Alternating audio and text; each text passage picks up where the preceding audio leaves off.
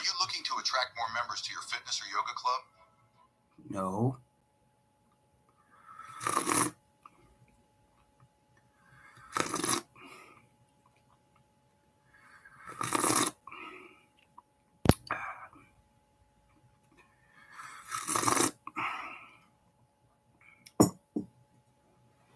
Okay.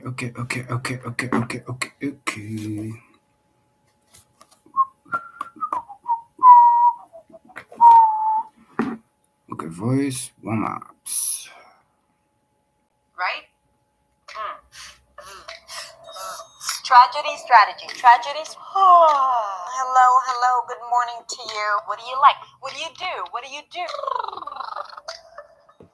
Hey, it's Hadar. Today I'm going to share with you the ideal morning pronunciation practice.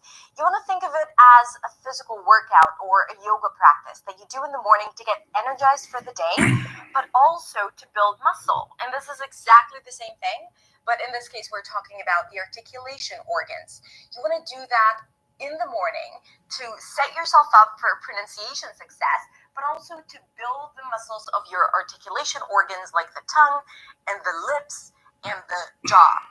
Now, I recommend doing it every single day so you're more in control of the sounds that don't exist in your native language, but it's also going to help you sound more clear in your native language as well. You can do it in the morning, but you can also do it before going into a meeting or before having an important speaking gig. Okay, let's get started, but before that, if you're new to my channel, then hi and welcome, and this is the place for you if you want to speak English with clarity, with confidence, and freedom. So be sure to subscribe and click the bell to get notifications so you don't miss out on any valuable lesson. Let's begin with massaging your jaw. It's always good to become aware and kind of relax all unnecessary tension. We're going to start with that and end with that.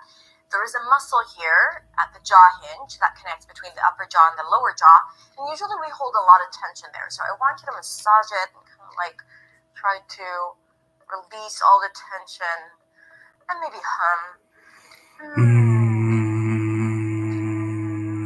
We're also warming up the voice, so you don't have the morning voice amped here. The cheeks, and again the jaw. Maybe move it around a little bit with your hands. Okay. A little more. Okay, good. Now we're going to warm up the tongue. Let's begin by sticking the tongue out, and we're going to move it to the right and then to the left. To the right. We're going to do this 10 times. Okay, so right, right,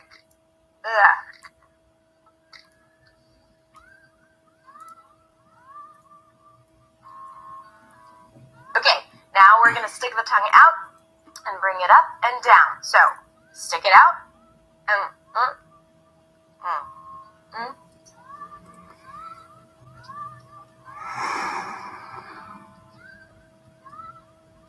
keep doing it. I'm going to keep speaking again. Push it out as if the tongue wants to come out of your mouth.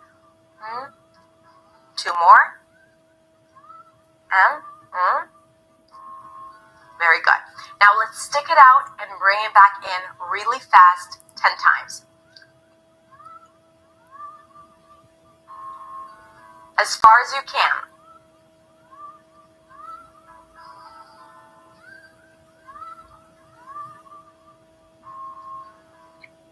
Okay, good. Let's release tension and blow your lips out. Okay, good. In the next exercise, we are going to clean the teeth with your tongue. So you want to move your tongue around. Keep doing it. Now this is a really good exercise, especially before a meeting, so you make sure that you don't have green stuff or poppy seeds stuck between your teeth. I got you covered. Keep your lips closed. Good. Relax your lips. Good. Now we're going to use the tongue to massage the inside of the cheek as you're resisting the tongue with your cheek muscles. So, Take your tongue, the tip of the tongue, and push it against the inside of your left cheek while the cheek is actually resisting it. So you want to push against. You want your tongue to feel like it's fighting something as you're massaging it. And get to all the different places inside your mouth.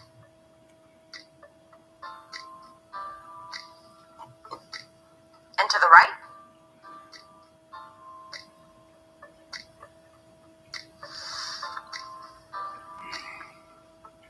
Good.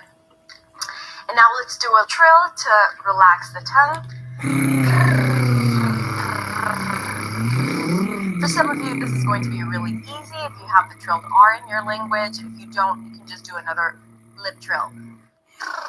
And now we're going to do it while going up and down in pitch.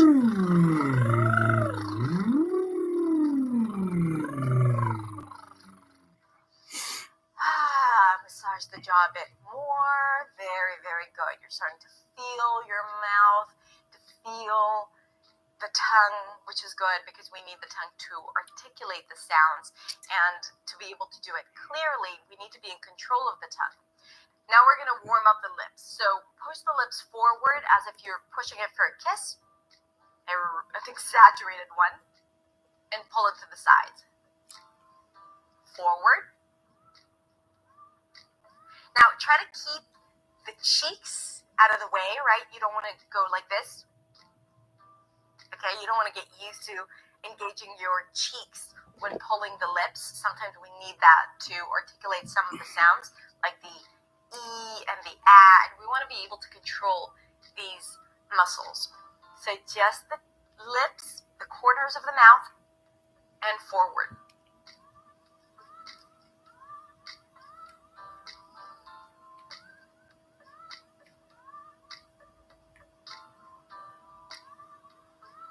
One more time. Okay, very good. Make sure you're not holding tension in your shoulders. Just tell your shoulders to relax. Tell your face to relax. Okay, good. Now we're going to go into a few sounds. Let's start with the tip of the tongue consonants. Let's begin with a T sound. Ta ta ta ta ta ta ta. Make sure it's just the tip of the tongue touching the upper palate. Ta ta ta ta ta ta ta. Da da da da da da da. Na na na na na na na. La la la la la la la. Let's do it together. Ta ta ta ta ta ta ta. Da da da da da da da. Make sure it's light. Na na na na na na na. La la la la la la la. Ta ta ta ta ta. Da da da da da. Na na na na na. La la la la la. And now we're gonna move the tongue back a bit and switch between S and Z. Z, z, z, z, z, z, z. Now we're going to move on to consonants created with the lips. We're going to start with a P sound where you bring the lips together and release air. P, P, P, P, P, P, P. And then the voiced version of it. B, B, B, B, B, B, B. And then we're going to go to the nasal version of it. M, M, M, M, M, M. P, P, P, P, P, P, P. B, B, B, B, B, B. M, M, M, M, M, M. Again. P, P, P, P, P, P, P. B, B, B, B, B, B. Let's add vowels to it. And we're going to use the consonant N. M-m-my. M-m-my. M-m-my. So we're going into an I diphthong. You want to drop your jaw and then raise the tongue for an E sound. M-m-my. My. And then we're going to go into m-m-may. Mamamay. Now we're going into the A as in day diphthong, starting with an E, shifting into an E. Mamamay. Mamamay. Mamamay. Then we're going to do a long O as in go. Mamamo. Mamamo. Mamamo. Good. The next diphthong is going to be mamamoy. Mamamoy. Mamamoy. Mamamoy. Mamamoy. Mamamoy. Mamamoy. And finally, we're going to use the ow diphthong. Mamamau. Mamamau. Mamamau. Just like in Mamamau. mouse. Mama Mao, Mama So we're going to do Mao. all 5 of them, one after the other. Mama Moi, Mama May, Mama Mo, Mama Moi, Mama Mao. Let's do it again.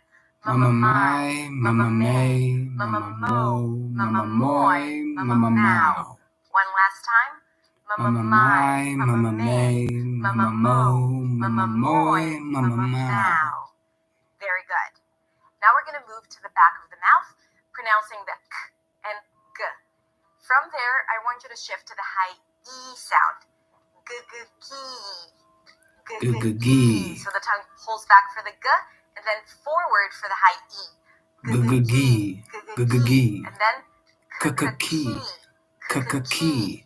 Good. So K-k-key. let's do it a few times. G-g-g. K-k-key. G-g-g. K-k-key. And then from there, we're going to move on to the tense oo sound, a back open vowel sound. G-g-goo. G-g-goo.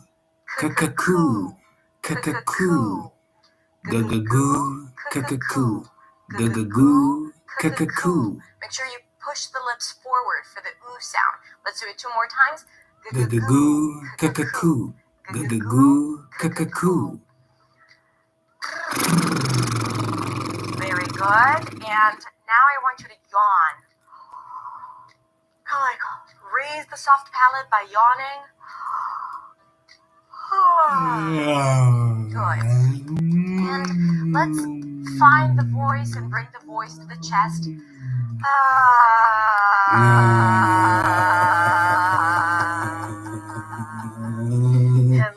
Hello, good morning. Hello, good morning. So you want to bring your voice to the chest. Hello, good morning to you. Hello, good morning to you. And then let's bring that voice to the head. Hello, good morning to you. Hello, good morning to you. You want to feel the vibrations here? Maybe a little bit to your nose. Hello, good morning to you. Hello, good morning to you. Okay, let's move on to some tongue twisters. Let's start with my favorite, Unique New York. Unique New York. Unique New York. Let's do it again. Unique. Hi-oo, hi-e. Unique New York. Unique New York. Unique New York. Let's say it again a little faster. Unique New York. Unique New York. Unique New York. Unique New York. Now, as you're moving through the days, if you do it every single day, you'll see that it's a lot easier for you to say it faster. The next one is good blood, bad blood. Good blood, bad blood, good blood, bad blood, good blood, bad blood, good blood, bad blood, good blood, bad blood, good blood, bad blood, good blood, bad blood, good blood, bad blood, good blood, bad blood, good blood, bad blood, good blood, bad blood, good blood, bad blood, good blood, bad blood, good blood, bad forward, front vowel, bad blood. Good blood, bad blood, good blood, bad blood, good blood, bad blood, good blood, bad blood, good blood, bad blood, good blood, bad blood, good blood, bad blood, good blood, bad blood. The next one is tragedy, strategy. Tragedy, strategy, tragedy, strategy, tragedy, strategy, tragedy, strategy, tragedy, strategy, tragedy, strategy, tragedy, strategy, tragedy, strategy, tragedy, strategy, tragedy, strategy, tragedy, strategy. Good. I used to continue this one all the time. Let's do some TH warm-ups. So let's start with just sticking the tongue out and pronouncing a voiced TH versus a voiceless TH. Now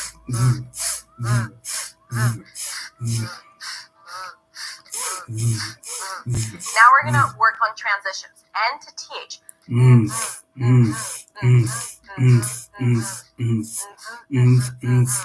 L to TH. You can also use the voiceless TH.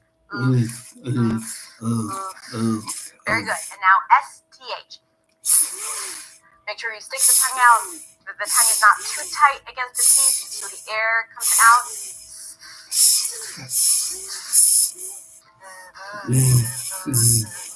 Let's do it a few more times.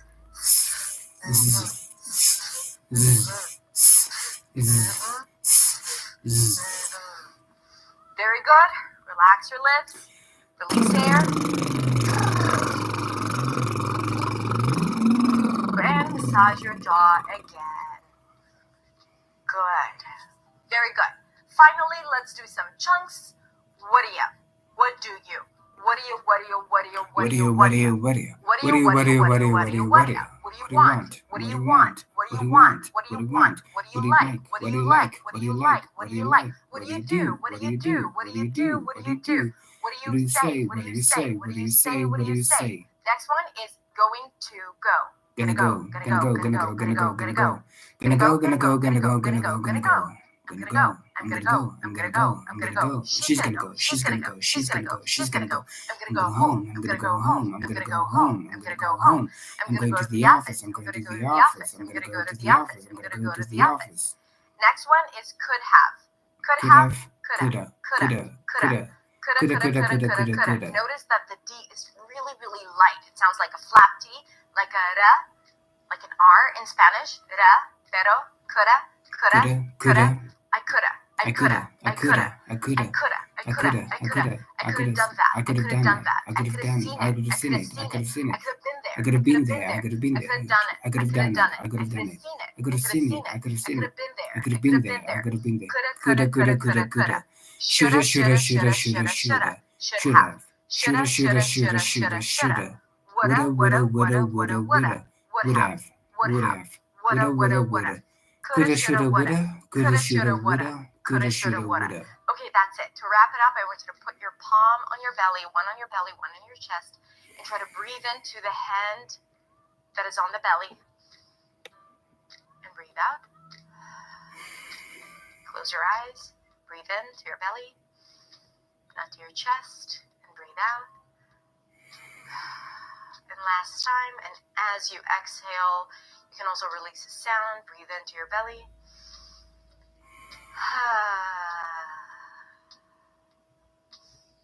Okay, that's it. As I said in the beginning, I recommend doing it every single day.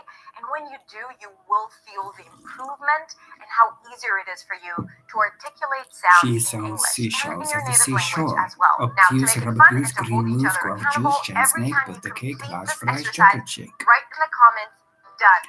So we know that you did it Red again lorry, yellow today. lorry, yellow Have a lorry, red beautiful, lorry. beautiful day. I will see you Now, tomorrow. brown Bye. cow.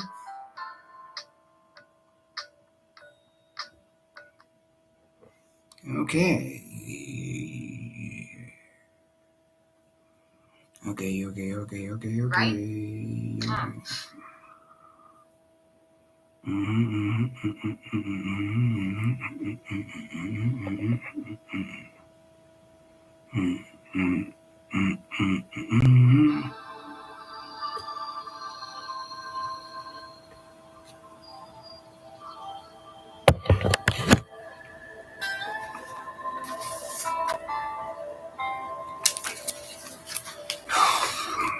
Are you ready for Freddy? Not really, but whatever. Chapter 5. And what makes you think you can help me? As far as I can see, you've been nothing else but a parasite ever since you came into this world. Will's voice had that abrasive quality with which Gina was only too familiar. Memory of the first time they had met in a flat came flooding back. She felt herself cringing inwardly, a feeling which was followed almost immediately by a strong desire to strike back at him. But he wasn't speaking to her. He was speaking to Gregor, who had come at last to ask if he could help at the next camp. It had taken him 2 days to pluck up the courage to ask Will, and now he was there outside the kitchen window, which Gina had opened to let in the fresh morning air. Holding her breath, she waited for him to answer Will's searing attack. Would he retaliate? Or would he run away? I can sail. He said that confidently enough. Then came that staggering challenge. I bet I can climb the cliffs at the mouth of the loch in a faster time than you can. A cold hand seemed to clutch at Gina's heart.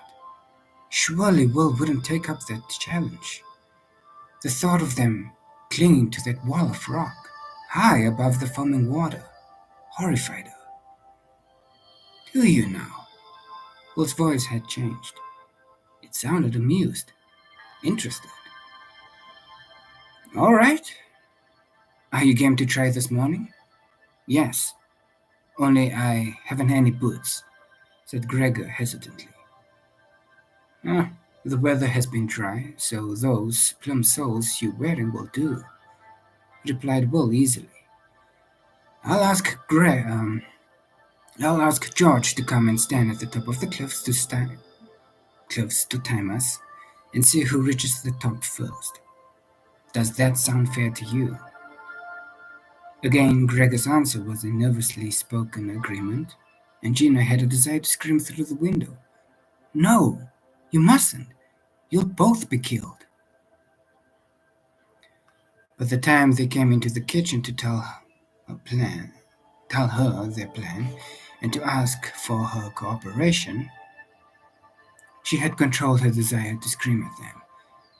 But she was still pale, and she stated her opinion of them concisely. I think you're both crazy, and I refuse to do what you ask. Will laughed at her. A purely feminine reaction, he said, flicking her cheek with his finger. An action which did not go unnoticed by Gregor. Come on now, sweetheart. Be at the top to greet the winner with a kiss. We'll climb without you even you won't come. What? We'll climb without you even if you won't come. But it won't be half so much fun without a reward, will it, Gregor? Gregor swallowed nervously, smiled a trifle wanly, and agreed that it would not be so much fun without the promised kiss as a reward. Will took a bunch of keys out of his pocket, chose one of them, and held it out to Gregor. Here, take this.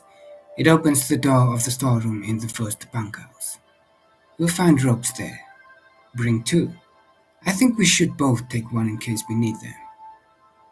While you're gone, I'll try and persuade George that she'll miss a great adventure if she doesn't come, and then I'll ask Lecce to come with us to the bottom of the cliff with us to say, go. It was the first time he had ever spoken to Gregor as if he considered him to be a rational, intelligent person, and the young man noticed and reacted accordingly. I'll go right away, he said, taking the key.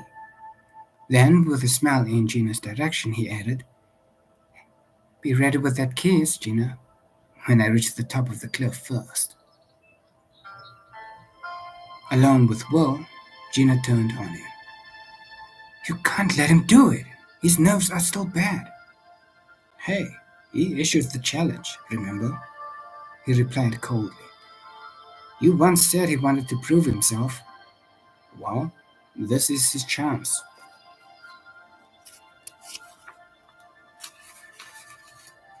But those cliffs are so dangerous, she quavered. They're not as bad as they look, he said. Not to you, perhaps, but you're an experienced rock climber and assault leader. Gregor isn't. If he isn't able to climb that rock, then he should never have challenged me, he retorted. If he fails, it will prove better than anything else would that he's unsuitable to help at the camp, and that he's not able to take responsibility. On the other hand, if he makes it to the top in front of me or behind me, I'll be willing to have him as an instructor. It was hard and ice cold. This was the side of him Gina disliked heartily and could never like. It had been developed by his service in the army, she realized, and it was the reason why he would always be a leader and not a follower. Her dislike showed in her face and made her eyes shimmer with green-shot golden light. He returned her gaze coolly, completely unmoved.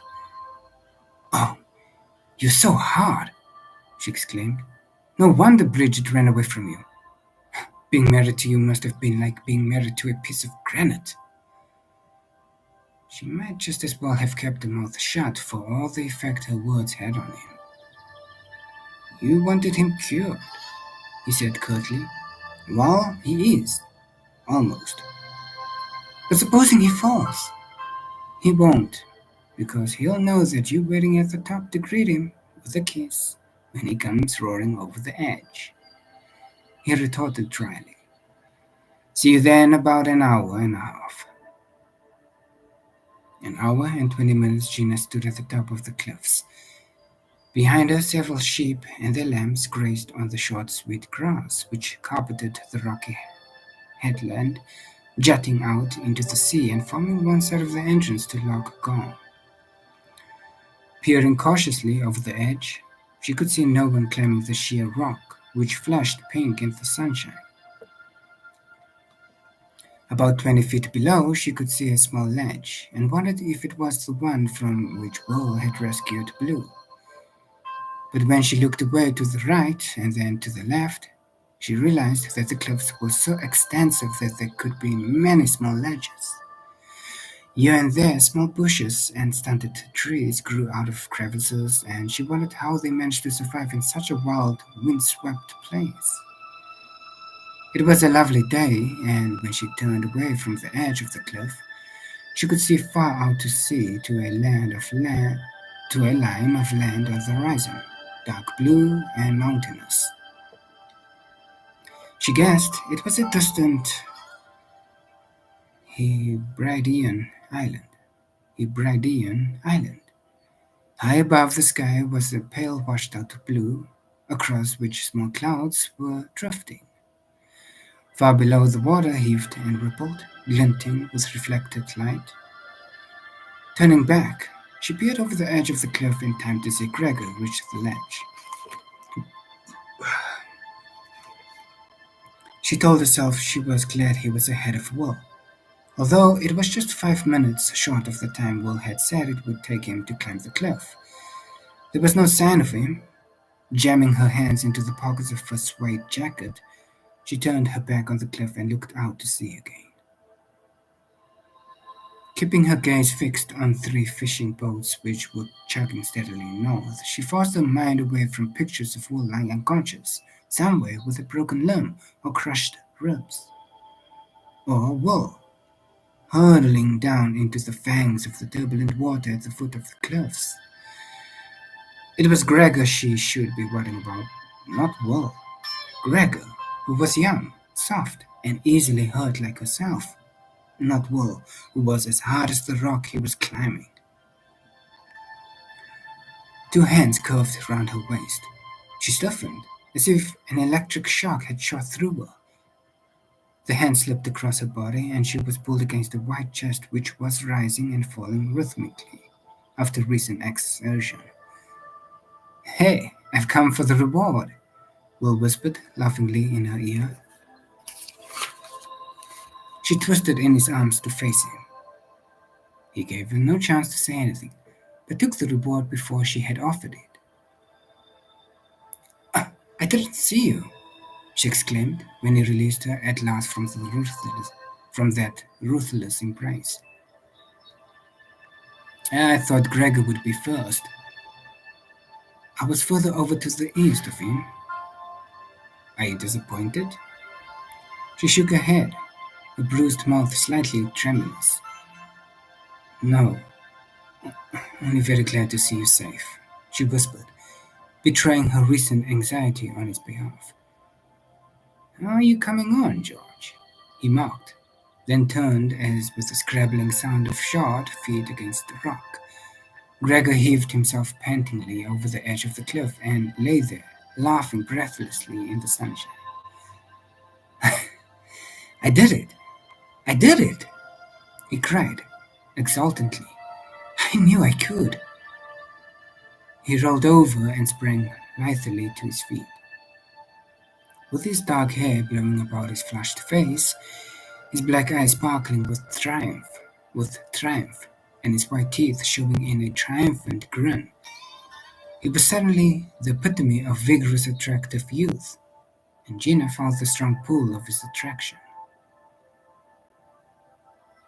I suppose Will has taken his reward, he said ruefully. Yes, he has, she replied, smiling at him. But You're going to be given one. Reaching up, she put her arms around his neck. He responded instantly. His lips were warm and sweet against her own, and his arms held her close as he recognized the spontaneity of her kiss. Hey, break it up, urged Wolf dryly. You have another spectator besides me. Latch is coming, and he has a way of telling tales around the countryside. Gregor sprang away from Gina as if he were guilty of some grave misdemeanor, and Gina turned to see Lachi loping across the grass towards them. Ah, that was a fine effort, lad. Just fine, he said as he clapped Gregor on the shoulder.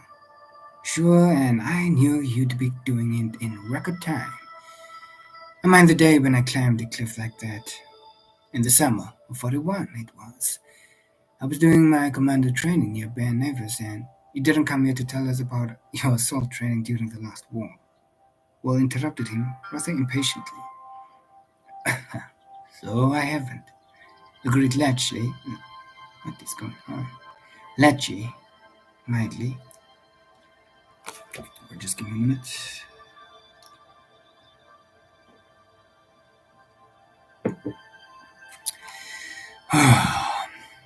There's a young woman down at the house asking for you by your first name. She's come in a wee grey car. For the second time that morning, Gina felt as if icy fingers had seized her heart. Had Bridget come back? She glanced at Will. His face was as impassive as usual, but mockery twinkled in his eyes as they met hers as if he had guessed at her thought and was amused by her consternation. Then I must go and see who this young woman is, he murmured, and he set off down the well-worn path towards the house. Wait, commanded Gregor, hurrying after Will. Are you going to let me help at the camp? Together, he and Will went down the path. Matching her step to Latch's lope, Gina followed them, reluctant to face the woman who had come and had asked for Will by his first name. As they approached the house, she could see the woman pacing beside a grey Volkswagen. She was tall and blonde, and from a distance she looked rather like Birdie, not at all like the picture Gina had seen of Bridget. With relief surging through her, Gina watched the woman turn, see Will, and hurry towards him with her arms outstretched. They met, their arms going round each other in an affectionate embrace. Gina's steps faltered for a moment, but she couldn't retreat because Latchy was there clucking his tongue and asking her whether she was going to stand for young men kissing another woman like that. Greg was also looking at her, presumably wondering how she was reacting to that fond greeting.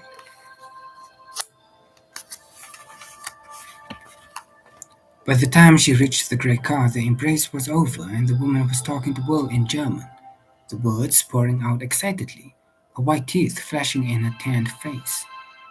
Will turned to Gina and smiled. There was affection in that smile, and he reached out his hand to her. She put hers into it, glad to feel the warm comfort of his grasp.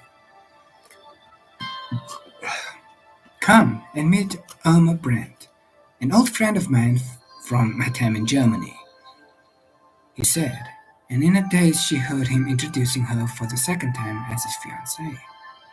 Smiling, Gina held out her hand and welcomed Irma, who, looking slightly disconcerted, responded vaguely in attractively accented English, and then shot a sharp question in German at Will, who answered lazily in the same language.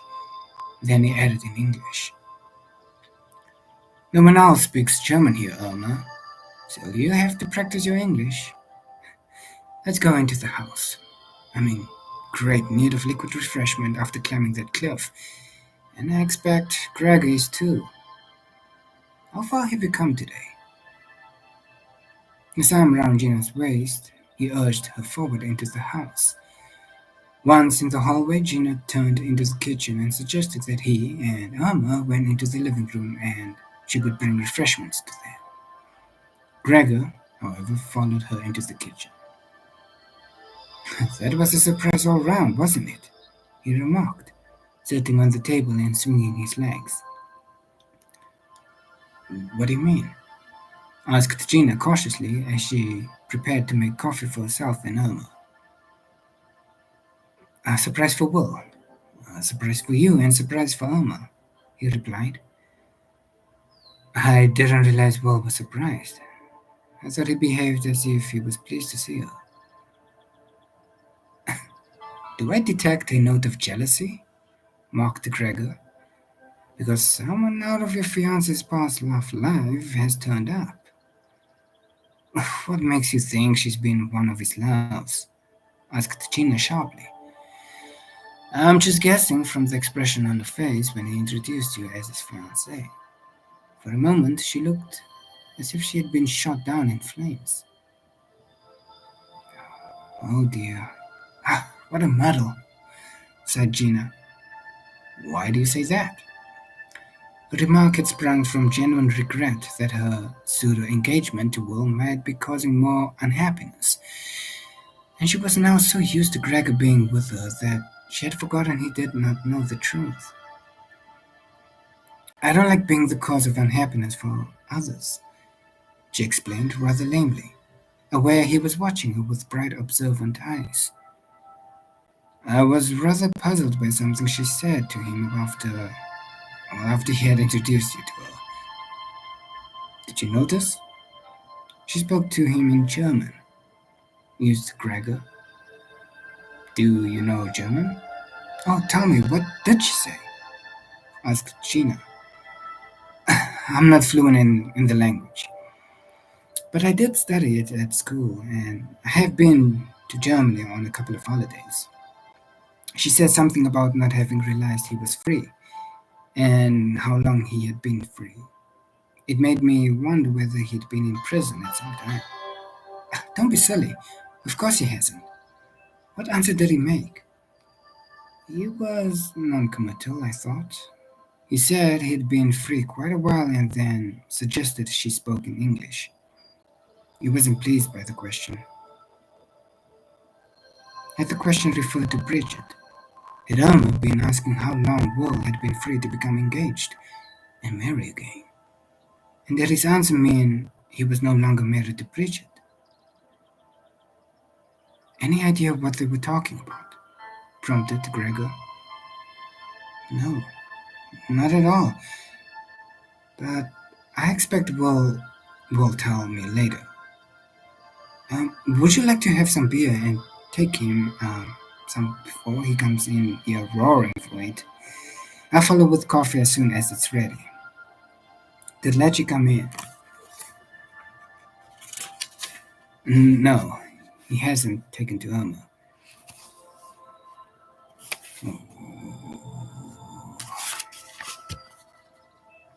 Said she was an incomer and he doesn't hold with incomers.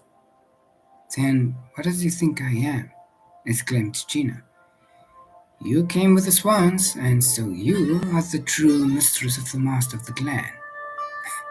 Had you forgotten? Said Gregor with a chuckle. Then, unable to keep his own concerns to himself any longer, he burst out with his news. Will is going to let me help with the camp. I'm to start this morning, looking over the rigging of the dinghies and making sure it's all in good order, and inspecting the canoes for holes. He even suggested that I move into the bunkhouse and come and take my meals here before the camp starts on Monday. Are you pleased? Yes, I am pleased. Although that's rather an understatement of the way I feel after climbing that cliff this morning. I am very pleased. Thanks to you, Gina. And to Will, she insisted, worried by the ardent expression in his eyes. Thanks to you both, then. But I can't help wishing. He stopped talking abruptly in mid-sentence, and immediately she was curious. Can't help wishing what? She asked. That you weren't engaged to you. Oh, Gregor, she wailed. Don't you start. Everything is in such a muddle as it is. What am I going to do? You mean you're not sure anymore whether you want to be engaged to Will? He asked eagerly. I'm not sure about anything anymore, she said, a little wildly. Now go and take this beer into the other room. After drinking his beer and listening a little while longer to Irma's discourse on all the places she had visited during the extended holiday she had taken, Will excused himself and took Gregor with him. As he left the room, he kissed Gina on the cheek, to keep up appearances, of course, suggested to her that Irma might like to stay for the day, then went out trailing a rather thunderous-looking Gregor behind him. Gina found it easy to entertain the unexpected visitor, who was interested in everything to do with the farm and talked enough for two. They went to feed the swans and lingered on the shore beside the rippling water. The silent mountain basked tranquilly in the sunshine, its cap of ice gradually diminishing in size, and the moors glowed purple and gold. You will not mind if I say something a little personal to you, Gina? Asked Irma. Gina glanced sideways at her companion. In the clear light, she could see faint lines under Irma's smooth makeup. The woman was older than she had at first thought, nearer to Will's age than to her own. No, at least I don't think so. How can I tell until you've said it? She countered, with a laugh. Irma joined in the laughter, throwing her head back, her white teeth flashing, her blonde hair glinting metallically. She was as vigorous a person who did everything with a great gusto. That's true, she agreed. Then I will say it. I find it strange that you are living here alone with Will before you are married. Is it the custom? In spite of her resolve not to let herself be disconcerted by anything Irma might say, Gina felt the blood seeping slowly into her cheeks. No, it isn't. I came to stay here and to help with the cooking for the Easter camp. When we arrived, we found that his partner had walked out on him, taking with him his wife who usually did the cooking. Will asked me if I would stay just the same and help him until he found someone else. I could hardly refuse, could I? But why didn't you marry straight away? Gina was a little flustered by this question, and wondered uneasily whether it had already been out to Will and what his answer had been.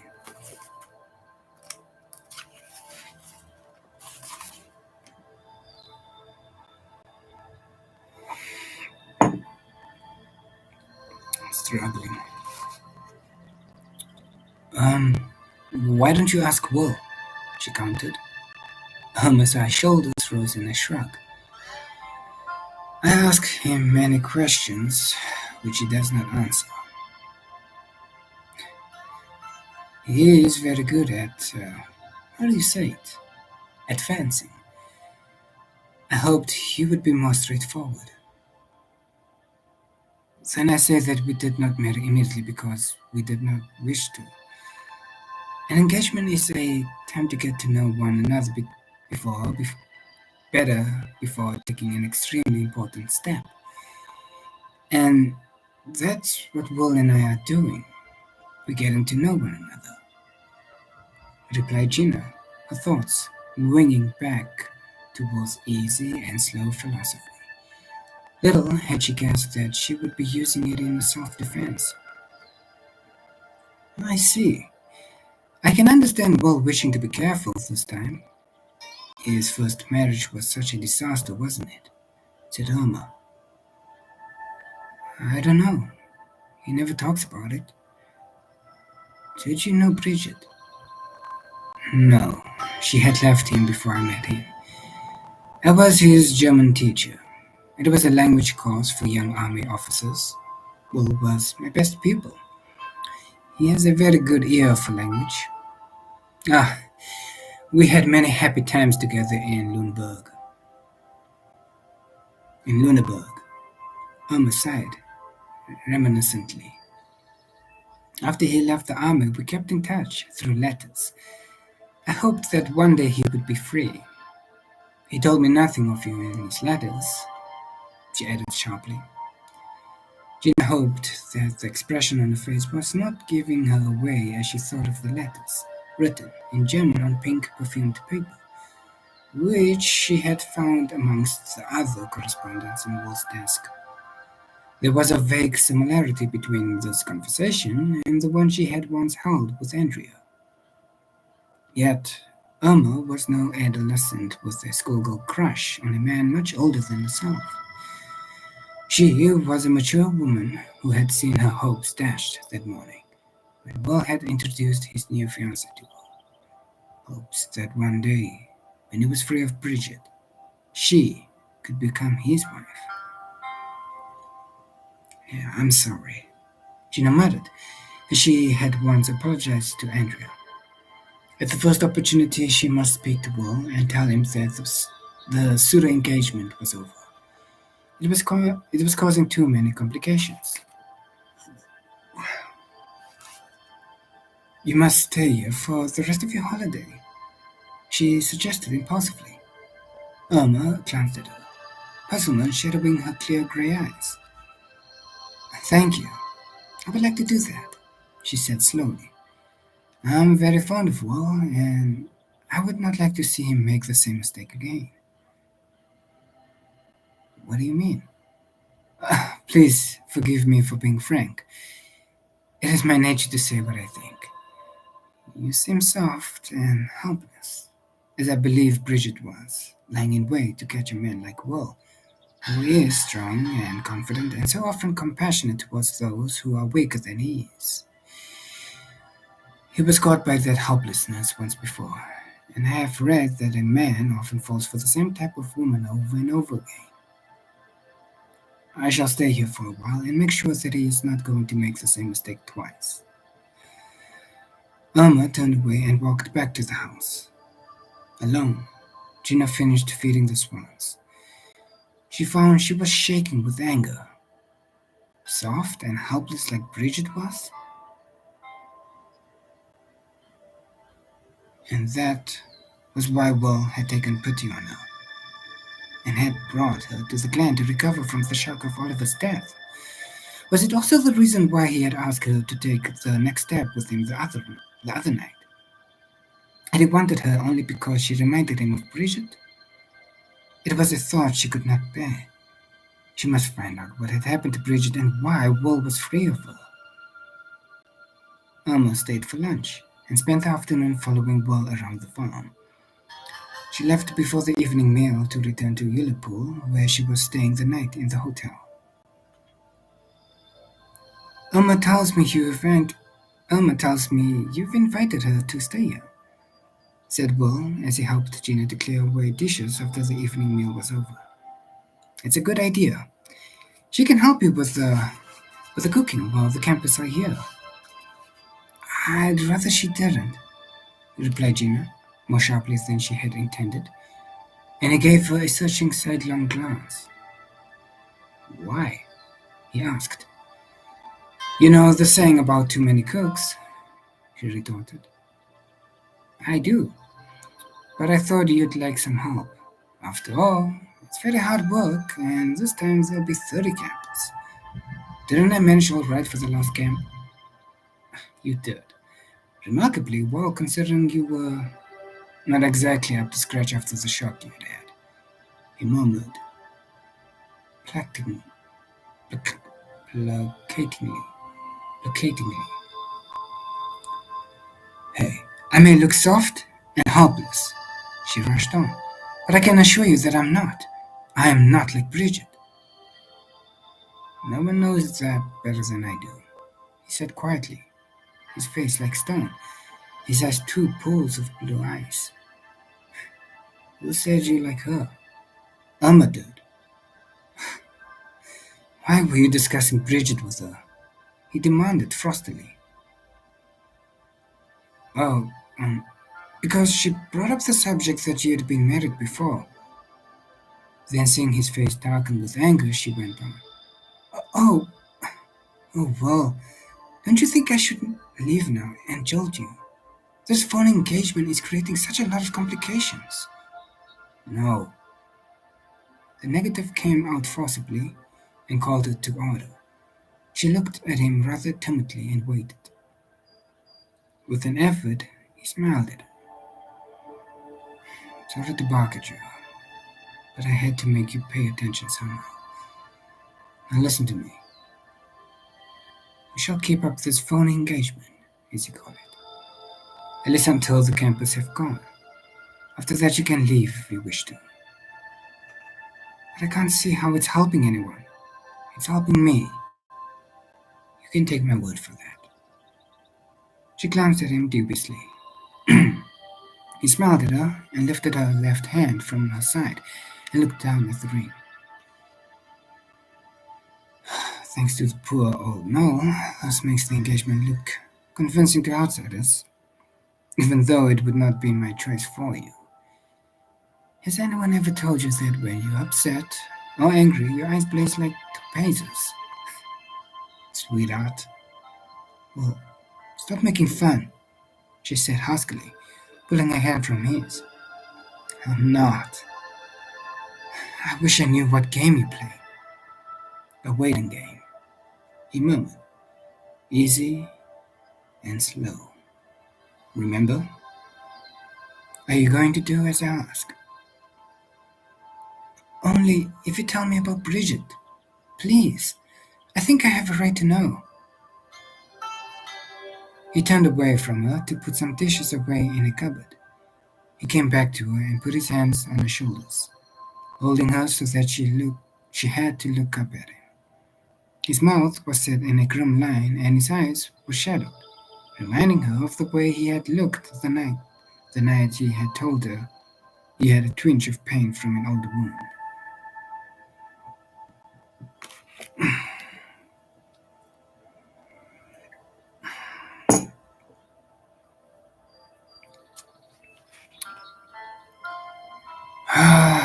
If I tell you, will you promise to keep it all to yourself?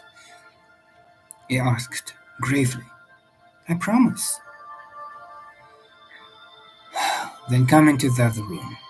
We may as well be comfortable while I unfold the details of my lurid past. His self-mockery did not mislead her. He was about to tell her about something which had hurt him. She was sure of that. Something which had bruised his emotions, driving them underground.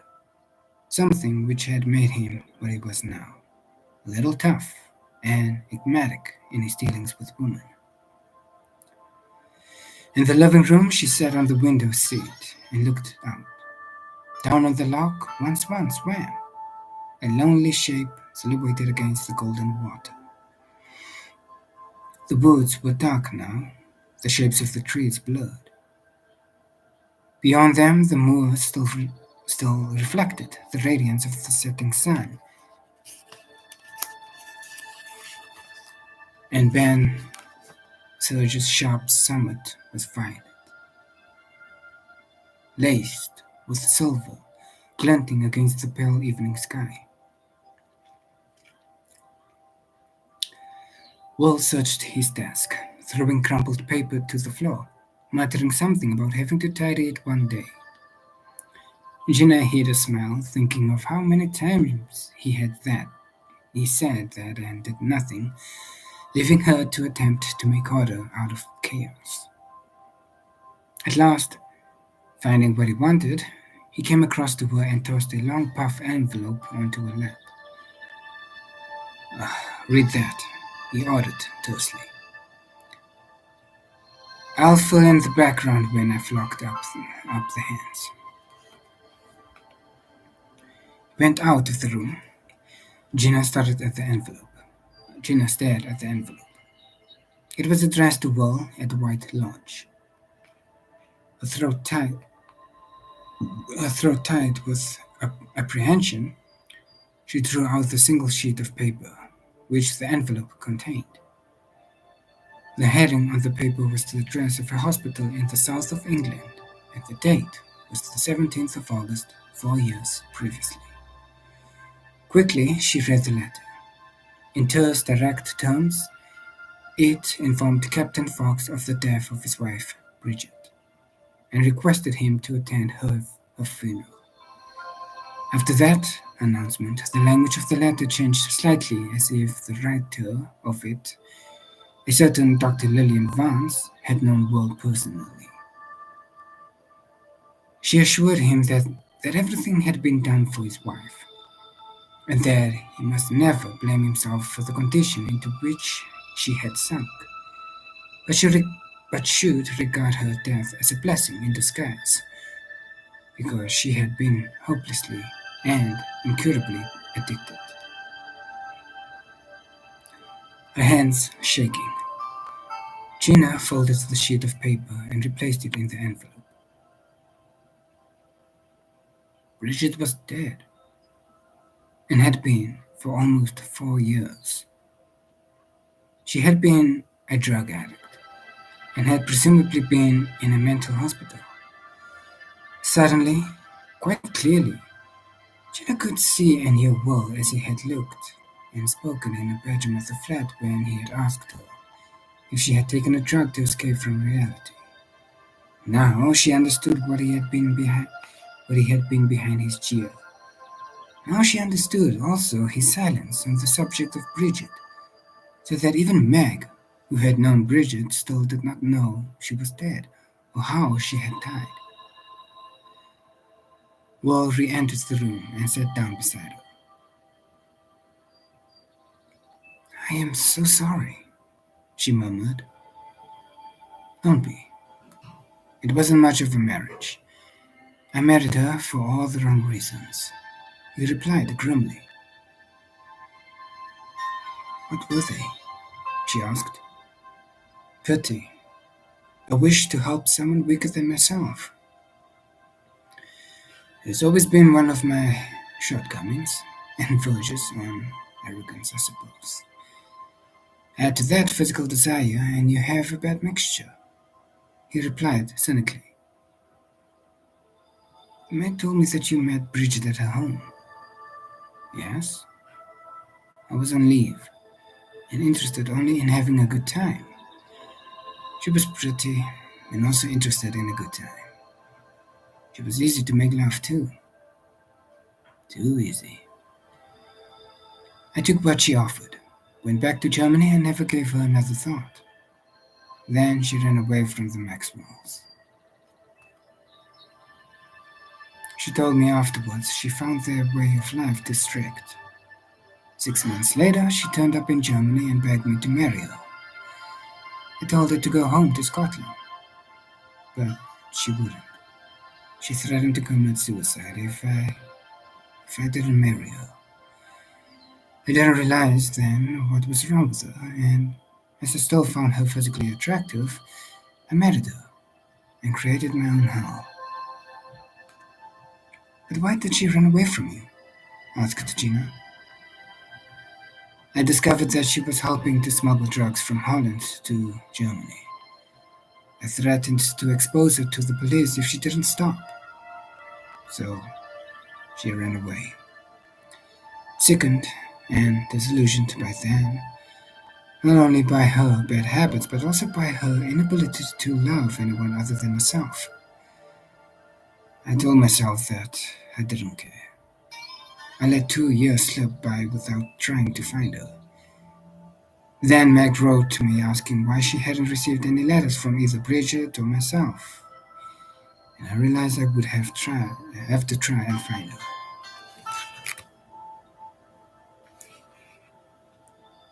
"Where did you start to look?" "It wasn't difficult, because in the meantime, I received a letter from the hospital. She had been taken there after a suicide attempt while under the influence of drugs. I went to see her. She was in a pitiful state. They said there was hope for her, if I take her back and provide her with a good home, somewhere in the country, they suggested, away from the city and all its distractions. A farm with animals she could take an interest in. Sympathy and kindness was what she needed, they said. Remembering what she had been like, I didn't really believe them, but I did as they suggested. What else could I do? I'd married her. She was my wife for better or for worse. And even though I didn't love her, I couldn't desert her just then, because she had no one else. He stopped talking abruptly, his voice choked with bitterness. So you found the gland, said Gina softly. Yeah, and bought it, and went to work in Liverpool, thinking that it was possible.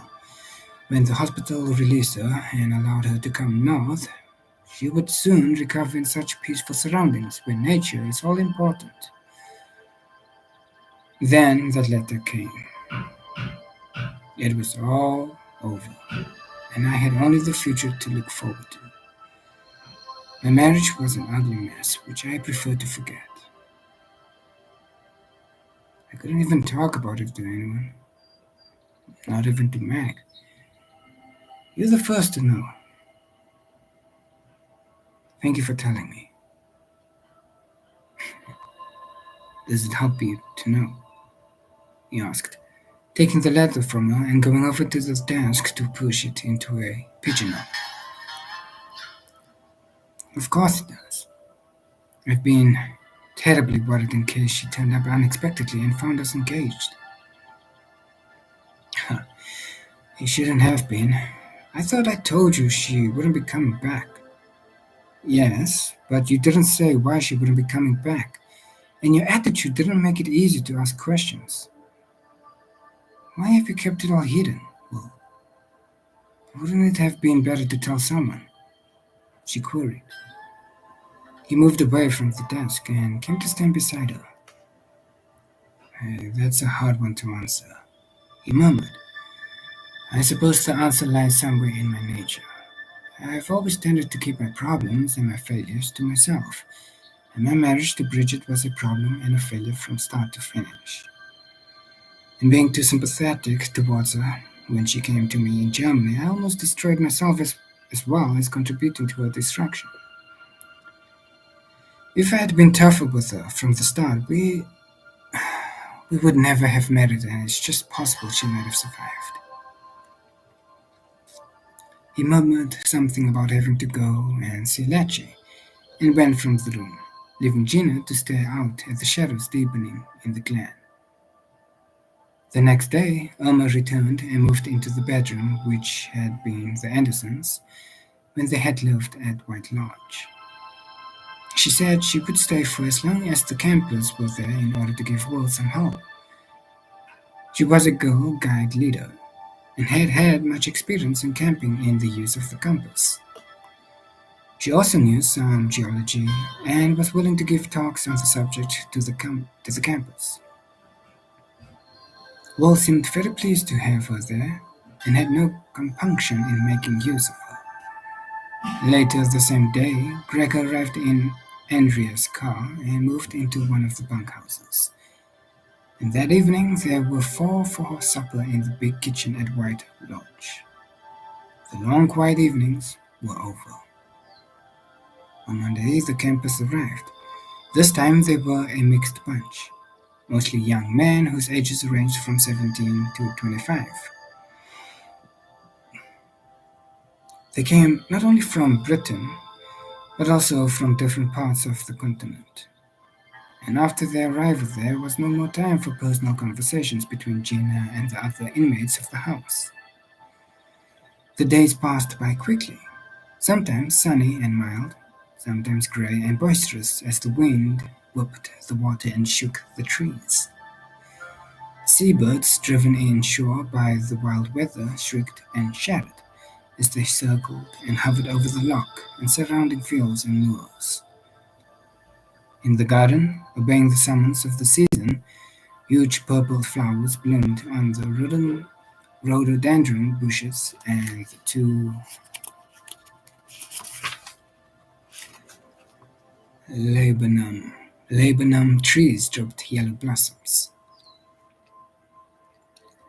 Gina cooked meals, packed up lunches, organized washing up parties, and gave instruction in sailing. Every night she fell into bed and slept deeply.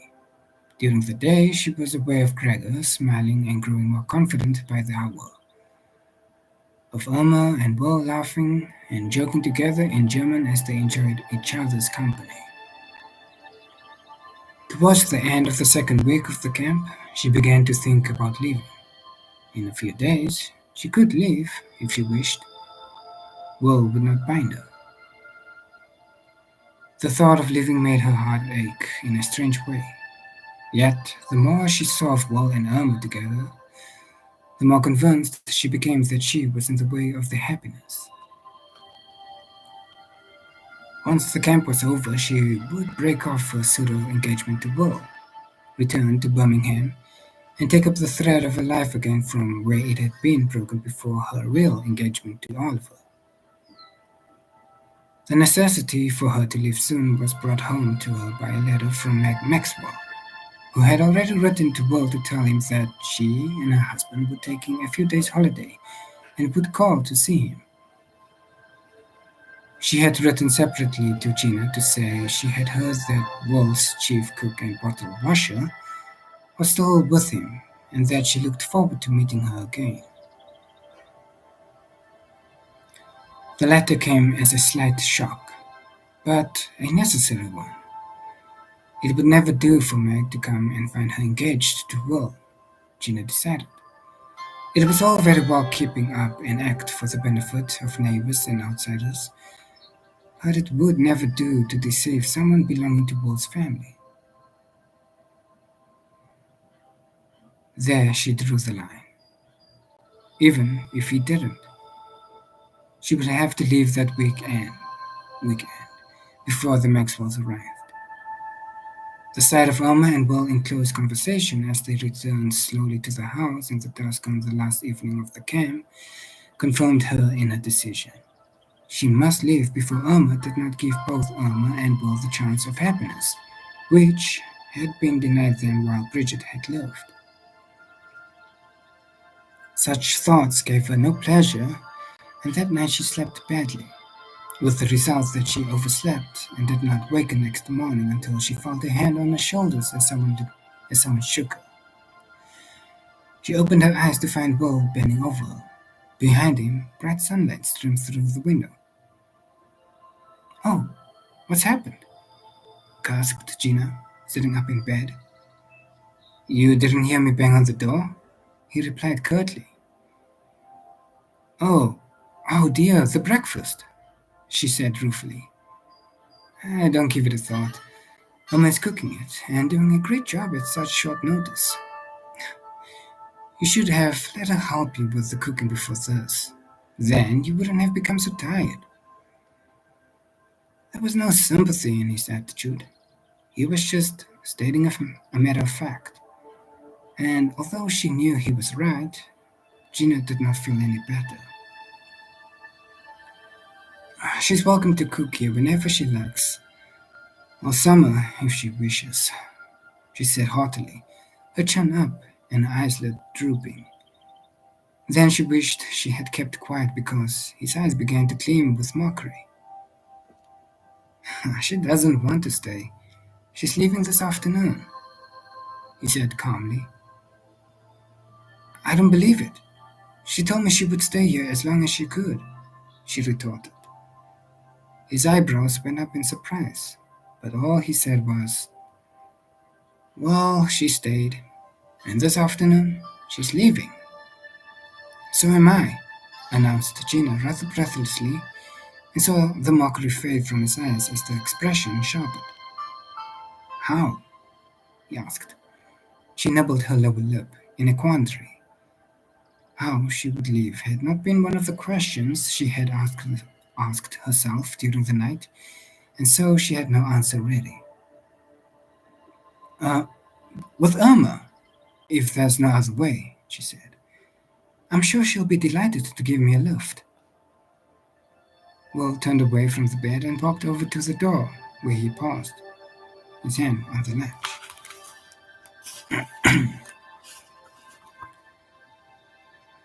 I didn't think you'd be in such a hurry to leave, he said. I hoped you'd stay a few days longer and meet Meg and Drew again.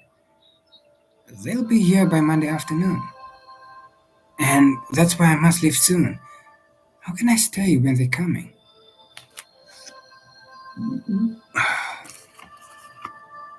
He gave her a puzzled glance over his shoulder.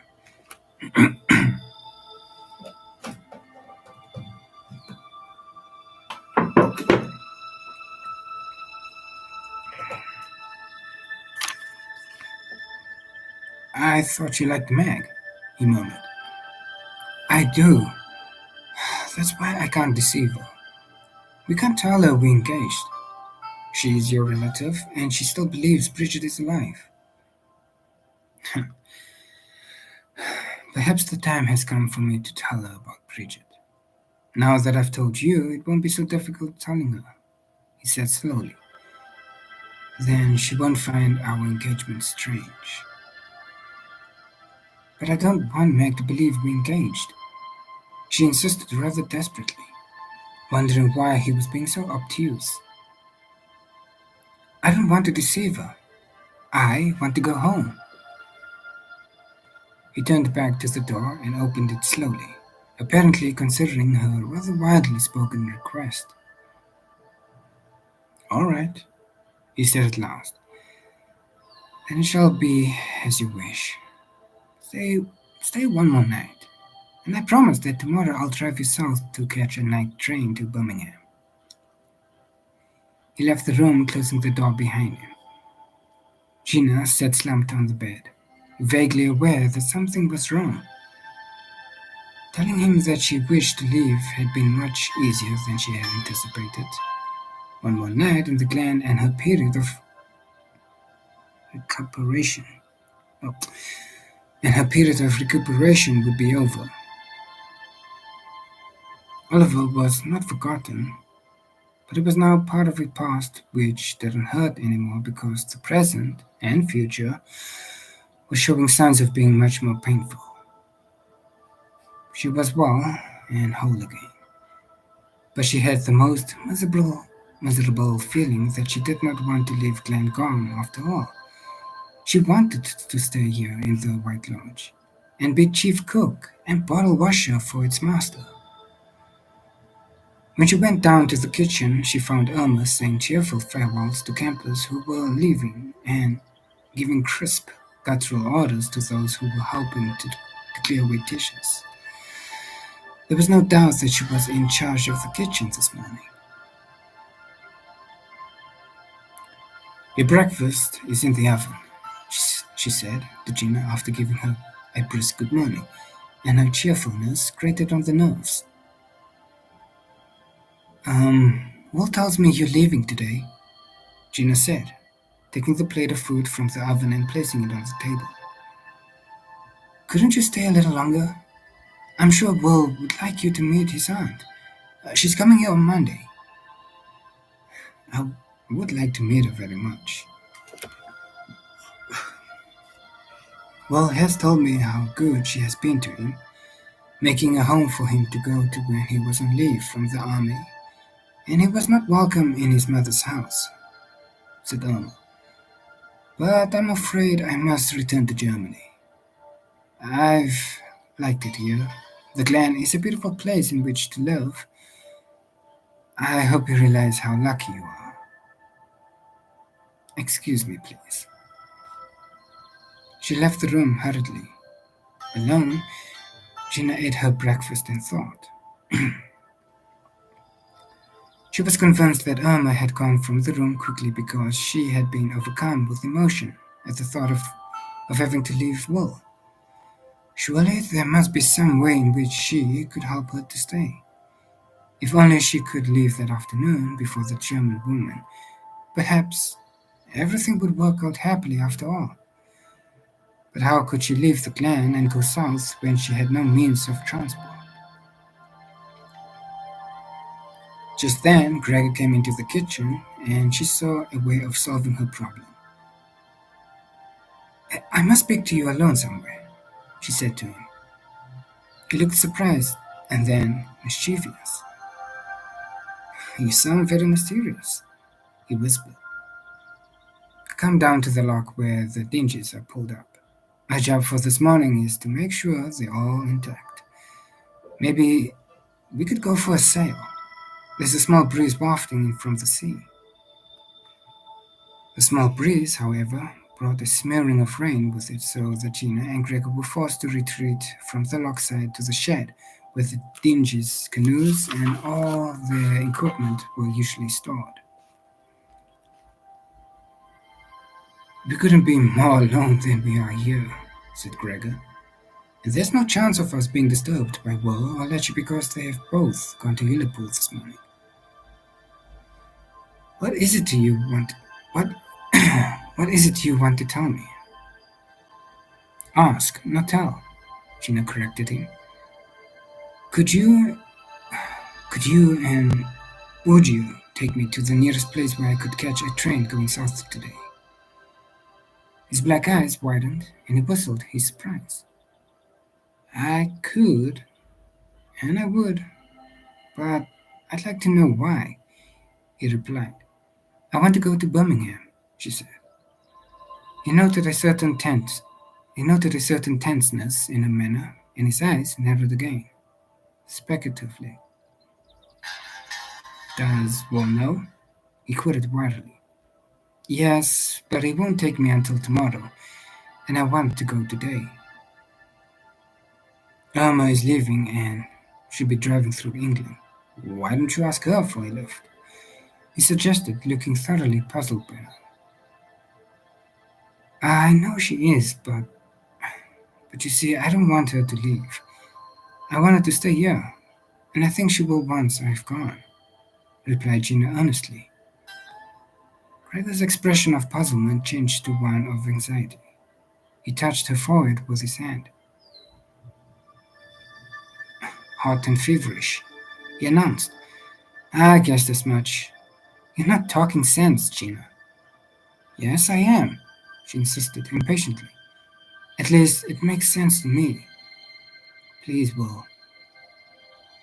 Please. Will you do as I ask? Please, Gregor. When you look at me like that, I'm tempted to agree. Out of hand. He murmured. But I'm afraid of Will. So I'd like to know more before I do as you say. What's the matter? Are you fed up with Glenn gone? Yes. Although her answer was far from the truth, Gina seized on the reason he offered because she knew that it was one he would readily understand and accept. That the woman had left the clan because they had been fed up with the way of life there, and Gregor knew that Madge Anderson had left for that reason. You can't be thinking of jilting, Will, Gregor said, hope lilting through his voice. Yes, I am, she replied, gazing at him steadily, hoping that she sounded convincing and that the terrible ache of sadness she felt at the thought of leaving would not last too long. I can hardly believe it, he murmured, and a strange little glow lit his dark eyes. Gina, say it's true, and I'll drive you all the way to Birmingham, he offered excitedly. It's true. Why are you so pleased? Don't you see? You will be free, and that gives me a chance. One day, perhaps you and I could. Aware that he was approaching closely, an ardent expression in his eyes as their glance shifted to her mouth, his arms reaching for her, Gina backed away from him. I'm not promising anything, Gregor, she said sharply. Just help me to leave without Will knowing that I've gone. He lowered his arms to his sides but continued to stare at her intently. I don't understand, he said. Are you sure you're doing the right thing by leaving? Quite sure. You see, Irma is in love with Will, and I think it's possible that he's in love with her. At any rate, he's very fond of her. They're also very suited to each other. She's strong and clever, and she knows all about camps and compasses, as well as how to cook. So she'd be a great asset to him in organizing the camps. They have a great deal in common and have known each other for ages, much longer than he and I have known each other. Anyway, I've decided that marriage between Will and me wouldn't work. After all, that's what an engagement is for, isn't it? To find out whether you're suited to one another before taking the next and most important step. Gina realized suddenly that she was babbling in her effort to convince Gregor, and that he was looking even more worried and perplexed. So she stopped talking. I suppose you're right, he murmured, but his manner lacked conviction. When would you like to leave? As soon as possible, after lunch. Oh, thank you, Gregor. I'm awfully grateful to you.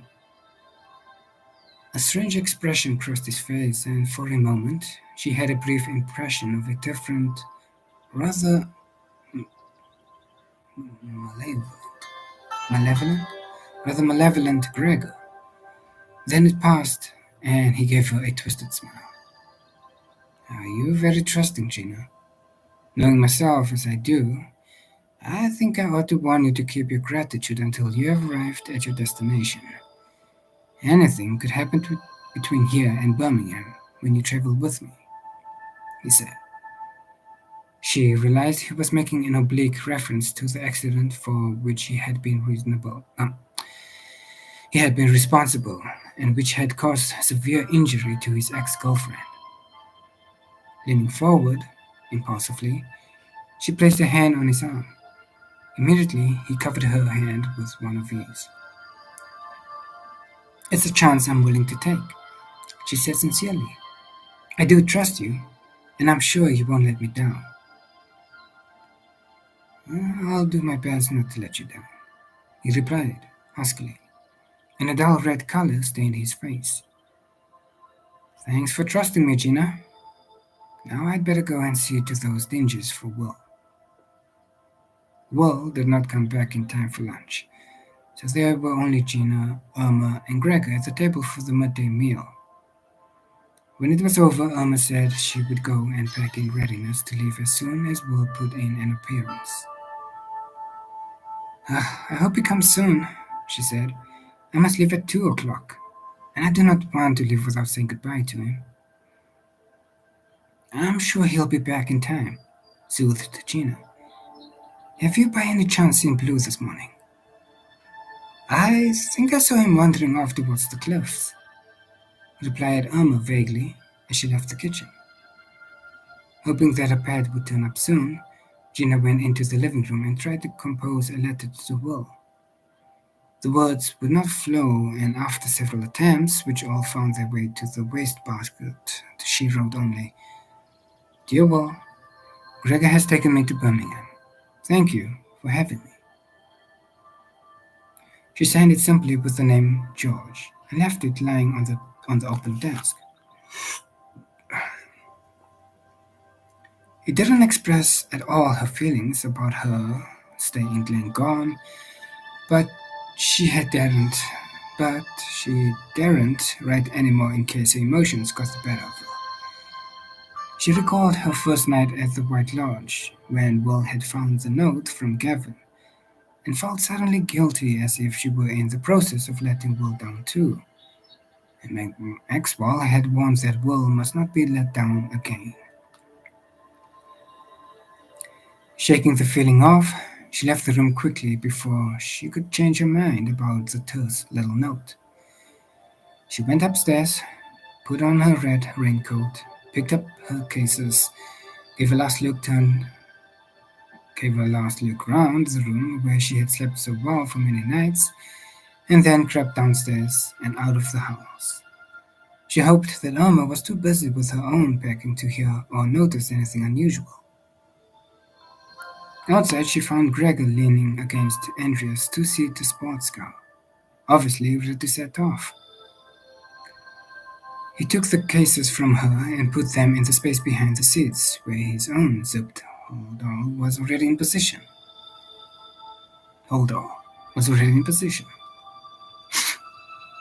I can't find Blue, said Gina. Emma says she saw him going off towards the cliffs. I'll have to go and look for him. I'll come with you, offered Gregor, noting how white her face was and how wide and strained looking her eyes were.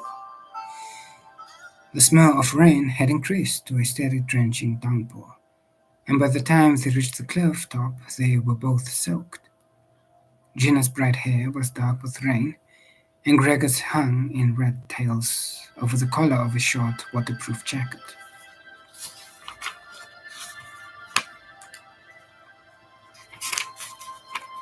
There was no sign of the kitten, and Gina went cautiously to the edge of the cliff to peer over down to the tossing, foamy water. Once he climbed down to a ledge, and Will had to rescue him, she explained to Gregor, and then she began to call the kitten. Gregor shivered slightly as he also looked down the severe slope of the slippery, shining rock. Oh, he could be anywhere, he muttered.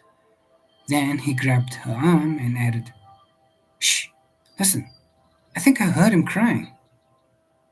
Gina stopped calling and listened intently. Below, the sea crashed incessantly against the rocks at the front of the cliffs. A solitary seagull glided by on a current of air, its screeching calls seeming like a mocking echo of a cat's meow. It was the gull you heard, she said miserably. No, he insisted. Look, there's the kitten, down there on that little ledge. She looked. Today there was no sunshine to make the rock flash with pink sparks. Instead, it was dark gray, with tiny rivulets of water streaming down it. About 20 feet below, on a narrow ledge of rock which jutted out, something moved. Blue! She called, and there was the unmistakable plaintive howl of a cat in trouble.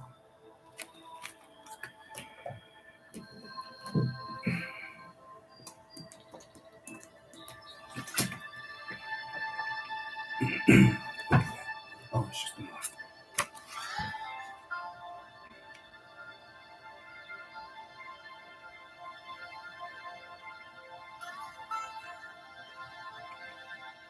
He's there, she exclaimed.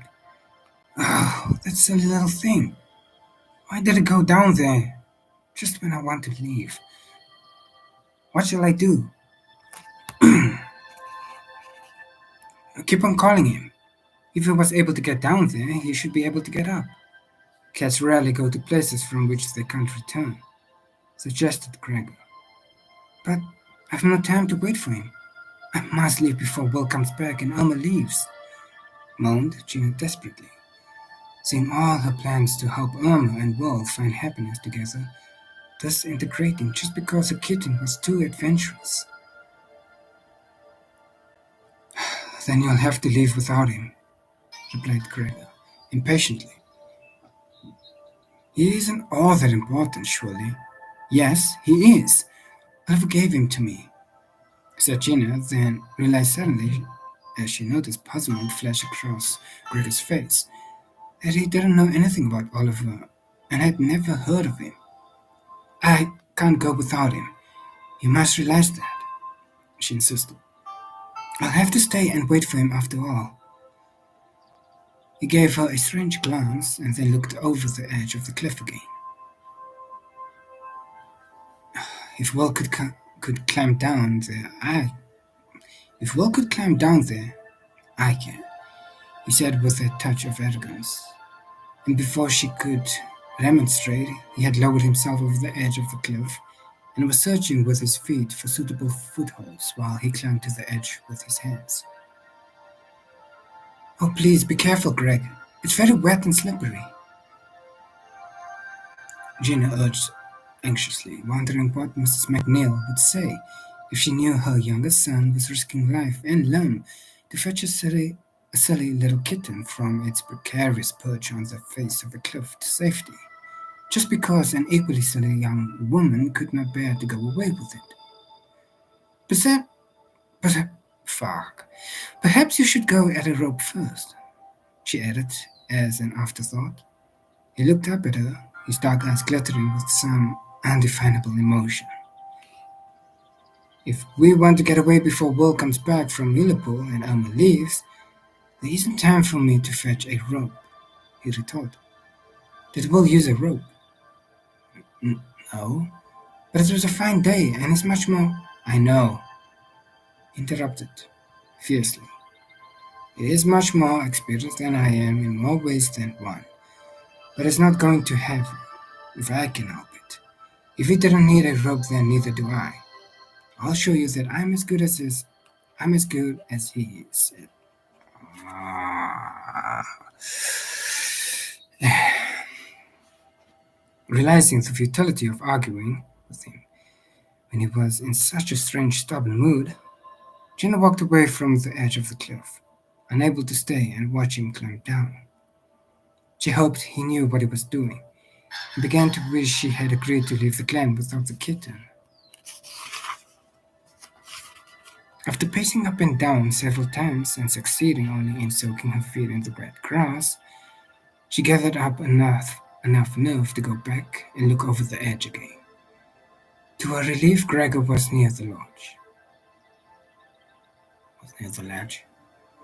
Leaning against the face of the cliff, he was reaching sideways with one hand to grasp the kitten. Spitting and snarling, Blue backed off just out of reach. Oh, you stupid cat, wailed Gina. She knelt on the wet grass. Regardless of the damp patches such an action would leave on the knees of her elegant wheat-colored pants. Can't you see that someone has come to rescue you? Watching tensely, she saw Gregor reach sideways again and fail to grasp the ball of wet, grayish-blue fur, which was blue. Then, to her horror, she saw him slip. He clutched desperately with his fingers to the wet rock as he tried to find new footholds. But, without spikes on the soles of his shoes, he was unable to get an adequate grip on the slippery surface. Slowly, he began to slide down the cliff in the direction of the pounding, smashing sea.